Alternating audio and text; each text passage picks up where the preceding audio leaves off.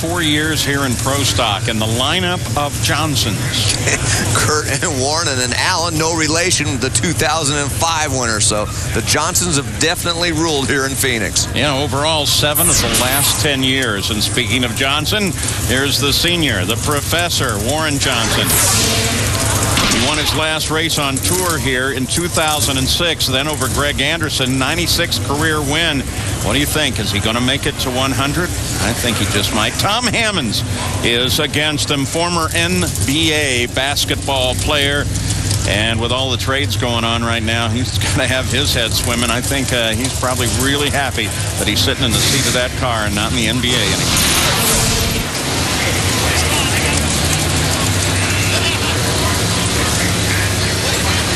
A little staging duel here. It doesn't look like either one wants to go in. Rick Stewart doing a little dance there. There goes Warren.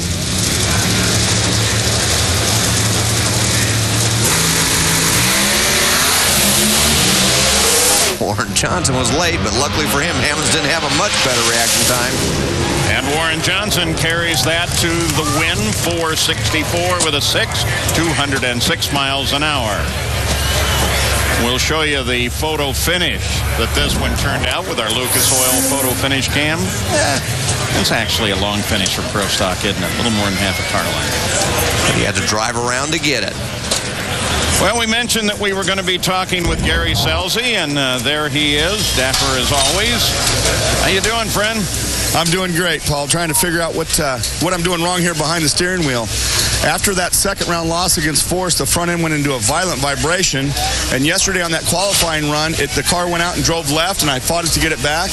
Today, consciously, I made sure the steering wheel was straight. And about 300 feet, she drove left again in a big way. And we can't have that. We're lucky it hold on and to get the win against Tony Pedregon. So we got to check the front end, make sure that's all right. And then the motor's not real happy with the clutch right now. So we got to get those two things happy, get the driver in the middle of the groove, and I think we can do some damage here. So other than that, it was perfect, right? Yeah, my head was banging off the cage, Mike. I got out there and I talked dumber than I normally talk. So Reinhardt could understand me, so that's a bad thing. Yeah, well, speaking of dumb, we saw them dumb jokes we did at Leno, remember? Yeah. I mean, I remember. But that was a great time with Jay Leno. Tell us about him. He's just a great guy with a great collection, wasn't he? You know what? He was unfortunate enough to have me sit to dinner with him, but what a real guy. I mean, you talked to him for quite a while, Mike, even off the camera, and he's just a real person, and I tried my best to make him laugh, and I think he had to turn around and he cracked a smile, but that's as close as I could get. We kind of thought you were a funnier guy than that. What, 108 cars there, right, Gary? Oh, yeah. I mean, amazing. So he had a rocket motorcycle. I tried to get Dunn to hike me on because I wouldn't ride it. All right. Dunn was afraid, too. Go get ready for your run. See how Thank you, guys. Keep your fingers crossed. See you, Gary. Okay. Here's a bit of a surprise. Greg Anderson, not the #1 qualifier, and he will go up against Kenny Koretsky. But Greg Anderson is coming off that sweep of the Winter Nationals and the first ever win for the GPX. Kenny Koretsky, you see him there, and he's announced an involvement this weekend with a NASCAR Dirt Modified team. Yeah, in addition to that, Paul, he also told me that he's going to get that Nitro Fish logo on the side of a monster truck, one that Captain Chaos may even drive. Of course, it will be named Captain Chaos. It seems fitting for a monster truck, doesn't it? And you see him in a monster truck? Absolutely. I mean, that genre fits him perfectly. Yeah, and that's what you'd only watch on television. You wouldn't want to be in the stadium with him behind the wheel. Kenny does a great job, but right now he's got his work cut out for him trying to get around Greg Anderson, especially after that dominating performance Greg had in Pomona 2 weeks ago. A little bit of surprise, a little staging duel for a little bit there, but Greg goes in. Ooh, whoa, what was that? Greg got a little bit loose. And it goes to Anderson, so with the 670 at 208 miles an hour, wow. He's looking to go right to the finish.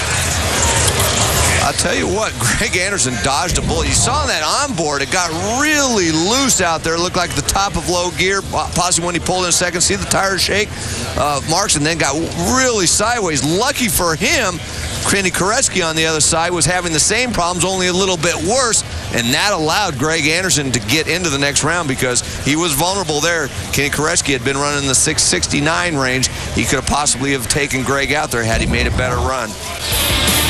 In 3 weeks, we're off to Gainesville, Florida for the AC Delco Gator Nationals. It's a massive event. Make sure that you join us for the coverage. Included in that coverage, we've got a special sit-down, take-your-time interview with Doug Herbert. Remember, his 2 sons were killed in an automobile crash, and now Doug Herbert is working on a program that he calls Brakes. Be responsible and keep everyone safe. So make sure you watch for that. Alan Johnson and Johnny Gray. Alan Johnson, #1 qualifier. Johnny Gray, second race in his return to pro stock competition. Qualified on the bump at Pomona. Got Craig Anderson in round 1.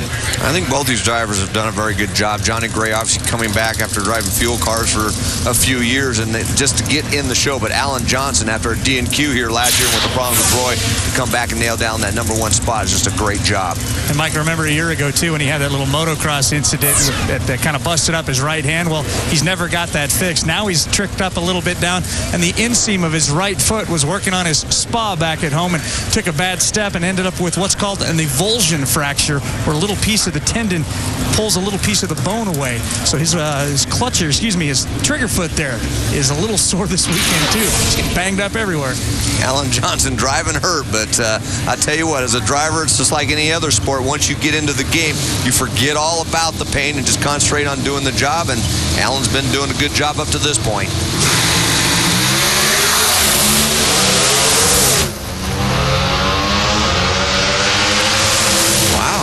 Well, the Mopar right at the end, 6:62, 208 to a losing 6:70, low ET time of the race as Alan Johnson moves forward now. And we'll show you the Lucas Oil photo finish cam. I'll tell you, Johnny Gray gave him a pretty good race right to the end, just about 3/4 of car length at the stripe. And the elapsed times as they came down the track. It tells you a bit of a story. Yeah, you see the advantage by about 300ths of a second for Johnny Gray, and he held that to about half track, and then Alan Johnson was able to drive around and get the win. Margin of victory, 49 thousandths of a second. When we go to second round, Jeg Coughlin will face Warren Johnson. Right now, Jeggy is with Gary Gerald.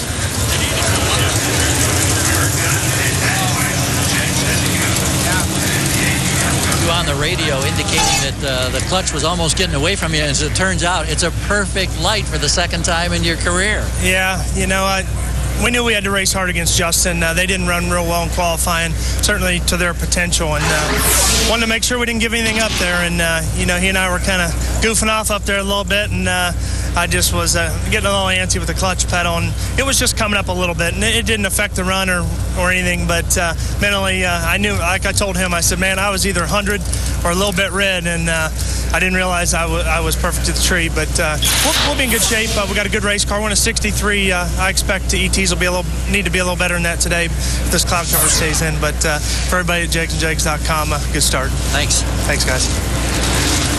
And here's the defending champ, Kurt Johnson, Matt Hartford in the other lane.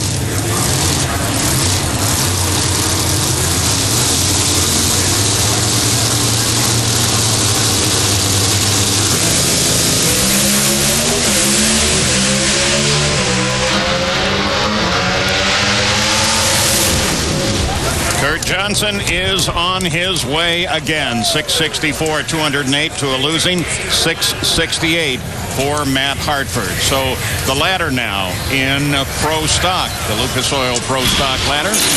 There it is for you, Mikey. Yeah, you got good matchups there with including Kurt Johnson and Jason Line going head-to-head. And on the other side of the ladder, how about Greg Anderson going up against V. Gaines, with V. Gaines having the lane choice because Greg made that bad run. And WJ and Jeg Coughlin, that's always one to watch. And look at that. The top 6 in the points have all advanced out of first round. Well, Top Fuel will be coming up next. And remember that interview we talked about with Doug Herbert. Going to take some time and talk about it. Here's a little preview.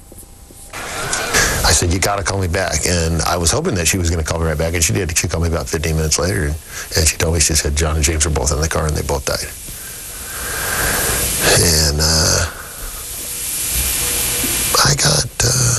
I got probably the most empty probably the most empty feeling that I ever had in my life.